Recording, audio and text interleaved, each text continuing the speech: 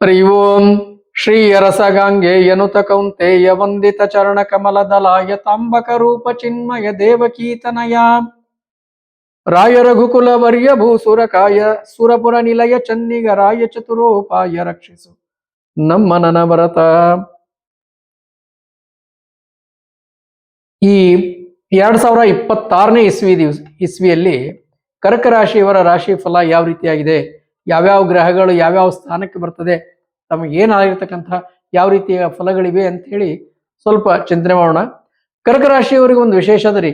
ಅಂದ್ರ ಗುರು ಮಿಥುನ ರಾಶಿಯಲ್ಲಿ ಸದ್ಯಕ್ಕೆ ಜನವರಿಯಲ್ಲಿ ಇರ್ತಾನೆ. ಜೂನ್ 1ನೇ ತಾರೀಕಿಗೆ ಕರ್ಕ ರಾಶಿಗೆ ಪ್ರವೇಶ. ಆನಂತರ ಕರ್ಕ ರಾಶಿಯಿಂದ ಮುಂದೆ ಅಕ್ಟೋಬರ್ 31ನೇ ತಾರೀಕಿಗೆ ಸಿಂಹ ರಾಶಿಗೆ ಅಂದ್ರೆ ಮುಂದೆ ದಾಟಿ ಹೋಗ್ತಾನೆ. ಮಿಥುನದಲ್ಲಿದ್ದ ಕರ್ಕ ರಾಶಿಗೆ ಬಂದ, ಮುಂದೆ ಸಿಂಹರಾಶಿಗೆ ಹೋದ. ಅಂದ್ರೆ ವ್ಯಯಭಾವದ ಫಲ, ಜನ್ಮಸ್ಥ ಫಲ ಮತ್ತು ದ್ವಿತೀಯದ ಫಲ, ಈ ಮೂರು ಫಲಗಳನ್ನ ಇವರಿಗೆ ನೋಡ್ಲಿಕ್ಕೆ ಸಿಗ್ತದೆ ಸ್ವಲ್ಪ ಪ್ರಮಾಣದಲ್ಲಿ. ಇದು ಅತಿಚಾರ ಯೋಗ ಅಂತ ಕರಿತೀವಿ. ಅದಕ್ಕೆ ಸಂಬಂಧಪಟ್ಟಿರ್ತಕ್ಕಂಥ ಅತಿಚಾರ ಯೋಗದ ಕಳೆದ ವರ್ಷ ಅಂದ್ರೆ 2025ರಲ್ಲಿಯೂ ಅತಿಚಾರ ಯೋಗ ಆಗಿತ್ತು. ಅಂತ ಒಂದು ಅದೇ ಮುಂದೆ ಕಂಟಿನ್ಯೂ ಆಗ್ತಾ ಇದೆ. ಅದರ ವಿಡಿಯೋ ಕೂಡ ಇದೆ, ನೋಡ್ಬೋದು ತಾವು. ಈ ಕರ್ಕ ರಾಶಿಯವ್ರ ವಿಶೇಷತೆ ಅಂತ ಹೇಳಿದ್ರೆ, ಹಿಂದಿನ ರಾಶಿ, ಜನ್ಮ ರಾಶಿ ಮತ್ತು ಮುಂದಿನ ರಾಶಿ ಈ ಮೂರಕ್ಕೂ ಗುರು ಪ್ರವೇಶ ಆಗುವುದನ್ನ ತಾವು ನೋಡ್ತಾ ಇದ್ದೀರಿ. ಅಂತ ಒಂದು ಫಲಗಳು ತಮಗಿದೆ. ಇದರಲ್ಲಿ ಕರ್ಕ ರಾಶಿಯಲ್ಲಿ ಗುರು ಬಂದ್ರೆ ಒಂದು ಅದ್ಭುತ ಯೋಗ. ಅದಕ್ಕೆ ಗುರು ಕರ್ಕ ರಾಶಿಯಲ್ಲಿ ಉಚ್ಚನಾಗ್ತಾನೆ ಅಂತ. ಇದು ಒಂದ್ ರಾಶಿಗಲ್ರಿ, ಎಲ್ಲಾ ರಾಶಿಯವರಿಗೂ. ಸೂರ್ಯನಿಗೆ ಮೇಷರಾಶಿ ಉಚ್ಚ, ಆ ಥರ ಕರ್ಕ ರಾಶಿ ಅನ್ನೋದು ಗುರುಗಳಿಗೆ ಉಚ್ಚ ರಾಶಿ. ಗುರು ಕರ್ಕ ರಾಶಿಯಲ್ಲಿ ಇದ್ದಾಗ ಮಾತ್ರ ಉಚ್ಚನಾಗ್ತಾನ. ಹೀಗಾಗಿ ಉಚ್ಚ ಆಗುವಂತಹ ಯೋಗ ಈ ಸಂವತ್ಸರದಲ್ಲಿ, ಈ ವರ್ಷದಲ್ಲಿ ಕೂಡಿ ಬರ್ತಾ ಇದೆ.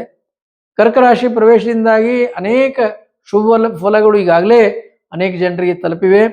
ಇನ್ನು ಬರುವಂತಹ ದಿನಗಳಲ್ಲೂ ಸಹಿತ ಕರ್ಕ ರಾಶಿಯಲ್ಲಿ ಗುರು ಸಂಚಾರ ಇರುವುದರಿಂದ ಬಹಳ ಉತ್ತಮವಾಗಿರ್ತಕ್ಕಂಥ ಫಲಗಳನ್ನ ತಾವು ಕರ್ಕ ರಾಶಿಯವರು ನಿರೀಕ್ಷೆಯನ್ನ ಮಾಡಬಹುದು. ಅಂದ್ರೆ ಅಪ್ ಟು ಜೂನ್ 1 ಜೂನ್ವರೆಗೂ ಮಿಥುನ್ ರಾಶಿಯಲ್ಲಿ ಇರ್ತಾನೆ, 12ನೇ ಭಾವ. ಅಂದ್ರೆ ವ್ಯಯಭಾವದಲ್ಲಿ ಗುರು ಇದ್ದಾಗ ಗುರುಬಲ ಇರುವುದಿಲ್ಲ. ಇನ್ನು ಜನ್ಮಸ್ಥಾಗಿ ಬಂದಾಗ ಮಧ್ಯಮ ಫಲಗಳನ್ನು ಹೇಳ್ಬೋದು. ಈ ಜೂನ್ ತನಕ ಯಾವ್ಯಾವ ಕ್ಷೇತ್ರದಲ್ಲಿ ತಾವು ಕೈ ಹಾಕ್ತೀರಿ ಅಲ್ಲೆಲ್ಲ ಸ್ವಲ್ಪ ಹಿನ್ನಡೆ ಇರಬಹುದು, ಬರಬಹುದು. ಇದ್ರಾಗ ವಿಶೇಷವಾಗಿ ನೀವು ಗುರು ನಾವು ವಿಚಾರ ಮಾಡೋದು ಯಾವುದಕ್ಕೆ, ಮಂಗಲ ಕಾರ್ಯಗಳಿಗೆ ವಿಚಾರ ಮಾಡ್ತೀವಿ. ಎರಡನೇದಾಗಿ ಶಿಕ್ಷಣಕ್ಕೆ ವಿಚಾರ ಮಾಡ್ತೀವಿ. ಗುರುಗಳ ಆಶೀರ್ವಾದ ಎಲ್ಲರಿಗೂ ಬೇಕು, ಆದ್ರೆ ಮಹತ್ವದ ವಿಷಯಗಳು ಅಂತೇಳಿ ಇವನ್ನ ವಿಚಾರ ಮಾಡುವಾಗ ಈ ಕರ್ಕ ರಾಶಿಯವರ ಒಳಗೆ ಯಾರ್ಯಾರು ಸಣ್ಣ ಮಕ್ಕಳಿದ್ದೀರಿ, ಅವರು ಉಪನಯನಕ್ಕಾಗ್ಲಿ, ಇದಕ್ಕಾಗ್ಲಿ ಅಥವಾ ಅಭ್ಯಾಸಕ್ಕಾಗ್ಲಿ ಜೂನ್ ತನಕ ಒಂದ್ ಸ್ವಲ್ಪ ಕಠಿಣ ಸಮಯ, ಗುರುಬಲ ಇರುವುದಿಲ್ಲ ತಮಗೆ. ಜನ್ಮಸ್ಥಾಗಿ ಬಂದಾಗ ಆರೋಗ್ಯದ ಕಡೆ ದೃಷ್ಟಿ ಕೊಡಬೇಕು. ದ್ವಿತೀಯ ಭಾವಕ್ಕೆ ಬಂದಾಗ ಗುರುಬಲ ಪೂರ್ಣವಾಗಿ ಬರ್ತದೆ. ಅಂದ್ರೆ ಅದು 3 ತಿಂಗಳ ಮಾತ್ರ ಬರ್ತದ್ರಿ. ಅಕ್ಟೋಬರ್ ಕೊನೆಯಿಂದ, ನವೆಂಬರ್ದಿಂದ ಅಂತ ಹೇಳಿದ್ರಿ, ನವೆಂಬರ್ದಿಂದ ಜನವರಿ 24ರ ತನಕ ಈ ಪೀರಿಯಡ್ ಏನದ ಗುರು ದ್ವಿತೀಯ ಭಾವದಲ್ಲಿ ಬರ್ತಾನೆ. ಅಲ್ಲಿವರೆಗೂ ಬಹಳ ಉನ್ನತಿ ಅಂತ ಏನಿರಂಗಿಲ್ಲ. ಕರ್ಕ ರಾಶಿ ಅವರಿಗೆ ಈ ಇಡೀ ಸಂವತ್ಸರ ಅಂದ್ರೆ ಈಗ ಸದ್ಯಕ್ಕೆ ನಡೆದಿರ್ತಕ್ಕಂಥ ಸಂವತ್ಸರ ಏನಿದೆ ಇದು ಅಷ್ಟು ಶುಭಕರ ಅಲ್ಲ. ಜೂನ್ ತನಕ ಇದು ಗುರುಬಲ ಇಲ್ಲ. ಬೃಹಸ್ಪತಿ ಶಾಂತಿ ಮಾಡ್ರಿ. ನೋಡ್ರಿ, ಬೃಹಸ್ಪತಿ ಶಾಂತಿ ಅಂದ್ರೆ ಏನ್ ಮಾಡ್ಬೇಕು? ದೇವ್ರ ದರ್ಶನಕ್ಕೆ ಹೋಗ್ಬೇಕು, ಗುರುಗಳ ದರ್ಶನಕ್ಕೆ ಹೋಗ್ಬೇಕು, ಪ್ರತ್ಯಕ್ಷ ಗುರುಗಳ ದರ್ಶನಕ್ಕೆ ಹೋಗ್ಬೇಕು. ಅಲ್ಲೇ ಪಾದ ಸೇವಾ ಇತ್ಯಾದಿ ಸೇವೆಗಳನ್ನ, ಪಾದ ಪೂಜೆ ಆಗಿರ್ಬೋದು, ಮತ್ತಿನ್ನೇನು ಅಲ್ಲೇ ಕ್ಷೇತ್ರದಲ್ಲಿ ಮಾಡ್ತಕ್ಕಂಥ ಸೇವೆಗಳಾಗಿರ್ಬೋದು, ಪ್ರತ್ಯಕ್ಷ ಗುರುಗಳ ಸೇವೆಯನ್ನ ಮಾಡೋದು. ಕರ್ಕ ರಾಶಿಯವರು ಇದನ್ನ ಮಾಡಿದ್ರೆ ಮಾತ್ರ, ಗುರುಗಳನ್ನ ಒಲಿಸ್ಕೊಂಡು ಮಾತ್ರ ವಿದ್ಯೆ ಹತ್ತದ್ರಿ. ನೀವು ಶಾಲೆಯಲ್ಲಿರ್ಬೋದು, ಕಾಲೇಜಿನಲ್ಲಿರ್ಬೋದು, ನಿಮ್ಮ ಶಿಕ್ಷಕರಿಗೆ ನೀವು ಬಹಳವಾಗಿರ್ತಕ್ಕಂಥ ಅಪರೂಪದ ಕೆಲಸಗಳನ್ನ ಮಾಡಿ ಅವ್ರನ್ನ ಒಲಿಸ್ಕೋಬೇಕು. ಅಭ್ಯಾಸವನ್ನ ಮಾಡಿ ತೋರಿಸಿ ಒಲಿಸ್ಕೋಬೇಕು. ಹೊರತು ನೀವು ಬೇರೆ ರೂಪದಿಂದ ಏನೂ ಮಾಡ್ಲಿಕ್ಕೆ ಸಾಧ್ಯ ಇಲ್ಲ. ವ್ಯಯಭಾವದ ಗುರು ಇದ್ದಾಗ ನೀವು ಗುರುಗಳೇ ಅನುಕೂಲಕರ ಇರಂಗಿಲ್ಲ. ನಿಮಗೆ ಬೇಕಾಗಿರ್ತಕ್ಕಂಥ ವಿದ್ಯೆ ಅಲ್ಲಿಂದ ಸಿಗುವುದಿಲ್ಲ, ಮಾಹಿತಿ ಸಿಗುವುದಿಲ್ಲ, ಮಾರ್ಗದರ್ಶನ ಸಿಗುವುದಿಲ್ಲ. ಇನ್ನು ಗುರುಬಲ ಎಲ್ಲೆಲ್ಲಿ ನೋಡ್ತೀವಿ? ಆಸ್ತಿ ಖರೀದಿ ಅದ, ಮಹತ್ವದ ಕಾರ್ಯಗಳನ್ನು ತಾವು ಮಾಡ್ತಾ ಇದ್ದೀರಿ ಅಂದಾಗ ಅವಾಗ ಗುರುಬಲ ನೋಡ್ಬೇಕು.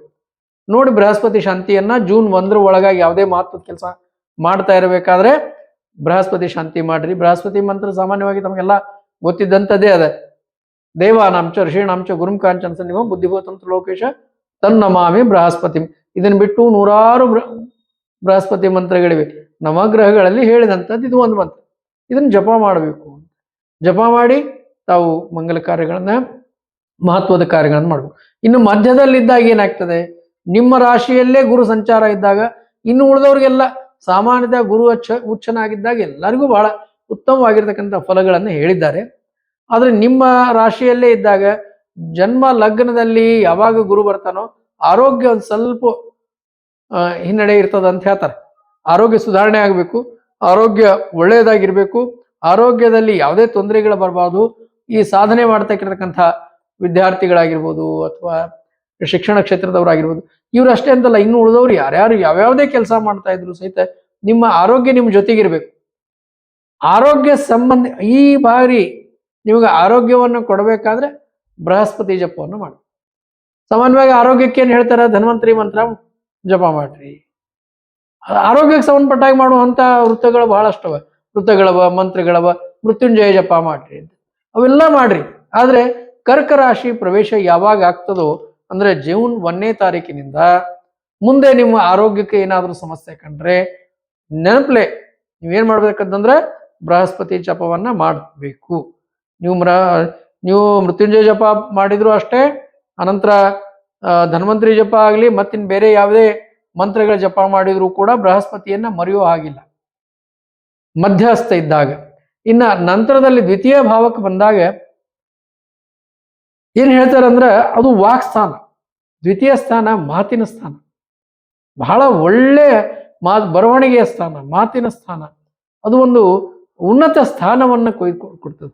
ನೋಡ್ರಿ, ಯಾರ್ಯಾರು ಗೌರವಗಳನ್ನ ಅಪೇಕ್ಷೆ ಪಡ್ತಾ ಇದ್ದೀರಿ ಅಥವಾ ನಿರೀಕ್ಷೆಯಲ್ಲಿದ್ದೀರಿ, ಅವರು ಎಲ್ಲ ಅನಿರೀಕ್ಷಿತವಾಗಿರ್ತಕ್ಕಂಥ ಗೌರವಗಳು ಕೂಡ ಈ ಸಂದರ್ಭದಲ್ಲಿ, ಅಂದ್ರೆ ಗುರು ಸಿಂಹ ರಾಶಿ ಪ್ರವೇಶ ಮಾಡಿದ ನಂತರ ಕರ್ಕ ರಾಶಿಯವರಿಗೆ ಬರುವಂತ ಸಾಧ್ಯತೆಗಳಿದೆ. ಅಂದ್ರೆ ಇದು ಸಮಯ ಯಾವಾಗ, ಅಕ್ಟೋಬರ್ 31ರ ನಂತರದಲ್ಲಿ ಸಿಂಹ ಪ್ರವೇಶ ಆದಾಗ ಬರುವಂತ ಜನವರಿ 24ರವರೆಗೂ.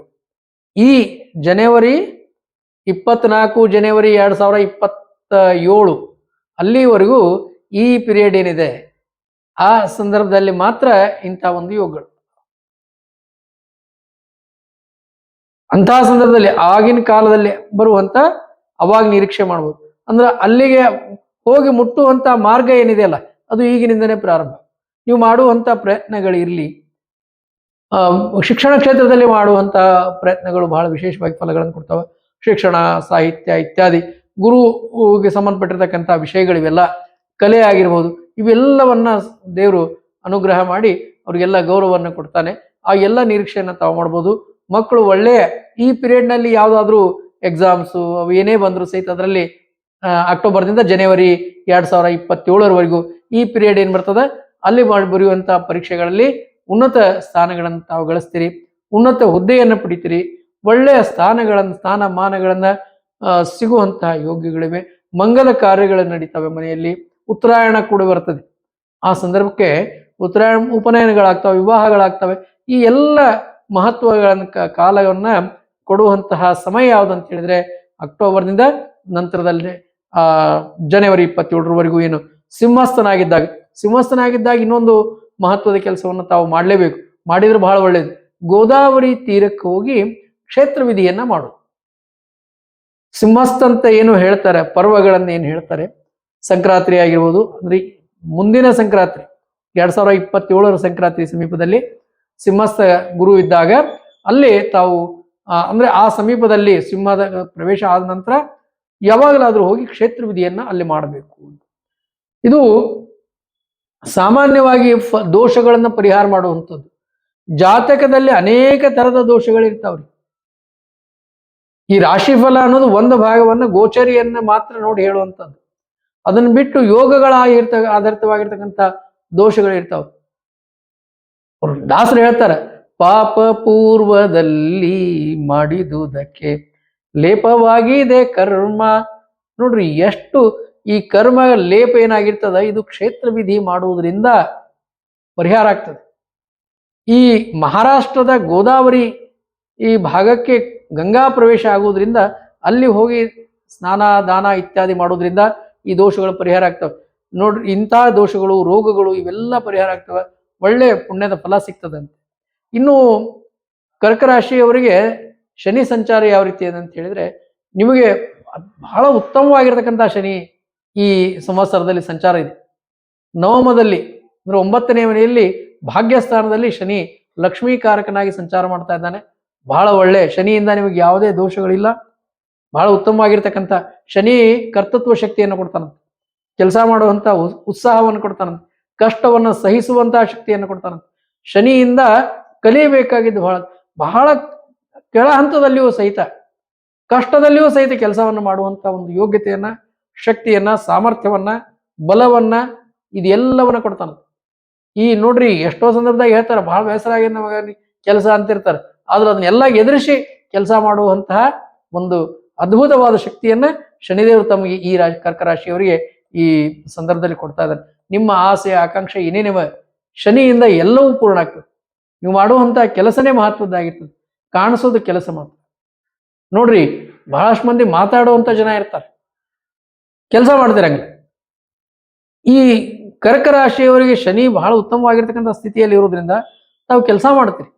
ನೀವು ಮಾಡುವಂತ ಕೆಲಸ ಎದ್ದು ಕಾಣಿಸ್ತದೆ, ಬಹಳ ಉನ್ನತವಾಗಿರ್ತಕ್ಕಂಥ ವಿಷಯಗಳನ್ನ ನಿಮಗೆ ವ್ಯವಹಾರಗಳನ್ನ ನಡೆಸಿಕೊಡ್ತದೆ. ನೀವು ಆರ್ಥಿಕವಾಗಿ ಸಬಲರಾಗ್ತೀರಿ, ಆಸ್ತಿಗಳನ್ನ ಖರೀದಿ ಮಾಡ್ತೀರಿ. ಶನಿಯಿಂದ ದೋಷಗಳು ಯಾವ್ಯಾವ ಇದ್ವಲ್ಲ, ತಡೆ ಹಿಡಿದದ್ದು ಏನೇನೋ ಕೋರ್ಟ್ ಕೇಸು ಅವು ಇವು ಇರ್ತಾವ, ಅಂಥವೆಲ್ಲ ಪರಿಹಾರ ಆಗ್ತಾವ. ಬರಬೇಕಾಗಿರ್ತಕ್ಕಂಥ ಭಾಗ್ಯ ಅದು ಬರ್ತದೆ. ಯಾವುದನ್ನು ನೀವು ಅಪೇಕ್ಷೆ ಪಡ್ತೀರಿ ಅದೆಲ್ಲ, ಕೆಲವರು ಹೇಳ್ತಿರ್ತಾರೆ ನೋಡ್ರಿ, ಮುಟ್ಟಿದ್ದೆಲ್ಲ ಚಿನ್ನ ಅಂತ ಪೀರಿಯಡ್ ಇದು. ಯಾವಾಗ ಗುರುನು ಒಳ್ಳೆಯ ಸ್ಥಿತಿಯಲ್ಲಿ, ಶನಿ ಒಳ್ಳೆಯ ಸ್ಥಿತಿಯಲ್ಲಿ ಇದ್ದಾಗ ಈ ಒಂದು ಯೋಗ ತಮಗದ ಬಹಳ ಉತ್ತಮವಾಗಿರ್ತಕ್ಕಂಥ ವರ್ಷ ತಮ್ಮದಾಗ್ತದೆ. ನೀವು ಇನ್ನೂ ಒಂದು ವಿಶೇಷ ಅಂತ ಹೇಳ್ಬೇಕಂದ್ರೆ, ಕರ್ಕ ರಾಶಿಯವರು ಈ ಸಂವತ್ಸರದಲ್ಲಿ ಬಹಳಷ್ಟು ಮನರಂಜನಾ ಕಾರ್ಯಕ್ರಮದಲ್ಲಿ ಭಾಗವಹಿಸ್ತೀರಿ. ಅಂದ್ರೆ ಇದನ್ನ ಯಾಕೆ ಬೇಸರ ಮಾಡ್ಕೊಂಡು ಹೇಳುವಂತಲ್ಲ, ಈ ಅಂತ ಒಂದು ಕಾಲ ಇದು. ಅದ ಯಾವಾಗ ಮನುಷ್ಯ ನೀವು ಒಂದು ನಾಟಕವನ್ನ, ಒಂದು ಸಾಹಿತ್ಯವನ್ನ, ಸಂಗೀತವನ್ನ ನೀವು ಕೇಳ್ತೀರಿ ಅಂದ್ರೆ ನಿಮ್ಮ ಮಾನಸಿಕ ಸ್ಥಿತಿ ಉತ್ತಮವಾಗಿದೆ ಅಂತ ಅರ್ಥ. ಯಾರಿಗೆ ಬಹಳ ಡಿಪ್ರೆಸ್ಡ್ ಇರ್ತಾರಲ್ಲ ಅವರಿಗೆ ಇದನ್ನ ಯಾವುದೂ ಕೇಳಲಿಕ್ಕೆ ಮನಸ್ಥಿತಿ ಇರುವುದಿಲ್ಲ, ಚಿಂತೆ ಕೊರಿತಿರ್ತದೆ. ನೀವು ಅದು ಎಲ್ಲರಿಂದ ಮುಕ್ತರಾಗಿ ಬಹಳ ಸಂತೋಷದಿಂದ ಈ ಕಾಲವನ್ನ ಕಳಿತೀರಿ. ನಿಮಗೆ ಮಾಡುವಂತ ಎಲ್ಲ ಕೆಲಸಗಳು ಸಾಧನೆ ಆಗ್ತಾವ ಅಂತ ಹೇಳ್ಬೋದು. ಇದು ನಿಮ್ಮ ಗುರಿ ಸಾಧನೆ ಮಾಡ್ಲಿಕ್ಕೆ ಬಹಳ ಆಗಿರ್ತಕ್ಕಂಥ ಅತ್ಯುತ್ತಮವಾಗಿರ್ತಕ್ಕಂಥ ವರ್ಷ. ಏನೋ ಒಂದು ಮನಿ ಕಟ್ಟಬೇಕು ಅಂತ ಇಟ್ಕೊಂಡಿರಿ ಅಂತ ತಕ್ಷಣಕ್ಕೆ ಪ್ರಾರಂಭ ಮಾಡ್ರಿ, ಅದು ಆಗ್ತದೆ. ಸಂಕಲ್ಪ ಬಹಳ ಮುಖ್ಯದ. ಇದನ್ನ ಪ್ರಾರಂಭ ಮಾಡ್ರಿ, ನಿಮ್ಮ ಮನೆ ಕೆಲಸನೂ ಆಗ್ತದೆ. ಯಾವುದೋ ಒಂದು ಮಾರಾಟ ಅಂತ ಇರ್ಬೋದು, ಅಥವಾ ಏನೋ ಖರೀದಿ ಅಂತ ಆಗಿರ್ಬೋದು, ಪರೀಕ್ಷೆಗೆ ತಯಾರಿ ಆಗಿರ್ಬೋದು, ಇವು ಎಲ್ಲ ನೀವು ಮಾಡಿದ್ರೆ 100ಕ್ಕೆ 100 ಅದರಲ್ಲಿ ಸಕ್ಸಸ್ ಆಗ್ತದೆ. ಅದು ಹೇಗೆ ಸಕ್ಸಸ್ ಆಗ್ತೀರಂದ್ರೆ ಸಂತೋಷದಿಂದ ನೀವು ಅದನ್ನ ಸಾಧನೆಯನ್ನು ಮಾಡ್ತೀರಿ. ಕೆಲವ್ರು ನೋಡ್ರಿ ಹೇಳ್ತಿರ್ತಾರೆ, ಮದುವೆ ಮಾಡ್ಬೇಕಾದ್ರೆ ಎಲ್ಲ ಒದ್ದಾಡಿ ಬಹಳ ಬೇಸರ ಆಯ್ತು ಅನ್ನಂಗ ಅದನ್ನ ಬಹಳಷ್ಟು ಕಷ್ಟ ತೋಡ್ಕೊಂಡು ಮದುವೆ ಮಾಡ್ತಿರ್ತಾರೆ. ಈ ಕರ್ಕ ರಾಶಿಯವ್ರಿಗೆ ಈ ವರ್ಷ ಹಂಗಿಲ್ಲ. ಬಹಳ ಹೂವು ಎತ್ತಿದಷ್ಟು ಸರಳವಾಗಿ ನೀವು ಮದುವೆಯನ್ನ ಮಾಡಿ ಮುಗಿಸ್ತೀರಿ, ಮನೆಯನ್ನು ಕಟ್ಟಿ ಮುಗಿಸ್ತೀರಿ, ಆಸ್ತಿಯನ್ನ ಖರೀದಿ ಮಾಡಿ ಮುಗಿಸ್ತೀರಿ. ನಿಮ್ಗೆ ಬೇಕಾಗಿರ್ತಕ್ಕಂಥ ಲೋನು ಮತ್ತೊಂದು ಇನ್ನೊಂದು ಎಲ್ಲವೂ ಸರಿಯಾಗಿರ್ತದೆ, ಎಲ್ಲೂ ಅಡೆತಡೆಗಳು ಇರಂಗಿಲ್ಲ. ಇನ್ನು ಅಷ್ಟಮ ರಾಹು ಇದ್ದಾನೆ ನಿಮ್ಮ ರಾಶಿಗೆ. ಎಲ್ಲಿ ತನಕ ರೀ? ಅಷ್ಟಮ ರಾಹು ಮತ್ತು 2ನೇ ಕೇತು ನಿಮ್ಮ ರಾಶಿಯಲ್ಲಿ ಸದ್ಯಕ್ಕೆ ಇದ್ದಾನೆ. ಡಿಸೆಂಬರ್ನಲ್ಲಿ 25ನೇ ತಾರೀಕಿಗೆ ಬದಲಾಗ್ತಾನೆ. ಮುಂದಿನ ವರ್ಷ 2026 ಡಿಸೆಂಬರ್ನಲ್ಲಿ 25ನೇ ತಾರೀಕಿಗೆ ರಾಹು ಬದಲಾಗ್ತಾನೆ. ಅಲ್ಲಿ ತನಕ ಅಷ್ಟಮ ರಾಹು, ಶನಿವತ್ ರಾಹು, ಕುಜವತ್ ಕೇತು ಅಂತ ಹೇಳಿದೆ. ಇನ್ನು ರಾಹುವಿನಿಂದ ಸ್ವಲ್ಪ ಅಡೆತಡೆಗಳು, ಛಾಯಾ ಗ್ರಹಗಳು ಇವೆರಡು ರಾಹುವಿನಿಂದ ಸ್ವಲ್ಪ ಅಡೆತಡೆಗಳು ಇರ್ತಾವಂತ ಹೇಳ್ಬೋದು. ರಾಹುವಿನಿಂದ ಅಡೆತಡೆಗಳು ಅಂತಂದ್ರೆ ಏನು? ಹಿಂದೆ ಮಾತಾಡ್ಕೊಳ್ಳೋದು, ಹಿಂದಿನಿಂದ ಏನೋ ಪ್ರಯತ್ನ ಮಾಡೋದು, ಇವು ಆಗದೆ ಇರ್ಲಿಕ್ಕೆ ಅಡೆತಡೆಗೆ ಅನೇಕ ಕಾರಣಗಳು ಬರ್ಬೋದು. ಅದನ್ನೆಲ್ಲ ಮೀರಿ ನೀವು ಮುಂದೆ ನಡಿಬೇಕಾದ್ರೆ ರಾಹು ಜಪವನ್ನ ಮಾಡ್ರಿ ಅಂತ ಹೇಳ್ಬೋದು. ಇಷ್ಟು ಹೇಳಿ ಕರ್ಕ ರಾಶಿಯವರಿಗೆ ಶುಭವನ್ನ ಹಾರೈಸಿ ಫಲವನ್ನು ಮುಕ್ತಾಯ ಮಾಡ್ತಾ ಇದ್ದೀನಿ. ಹರೇ ನಮಃ. ಶ್ರೀಕೃಷ್ಣ ಅರ್ಪಣೆ.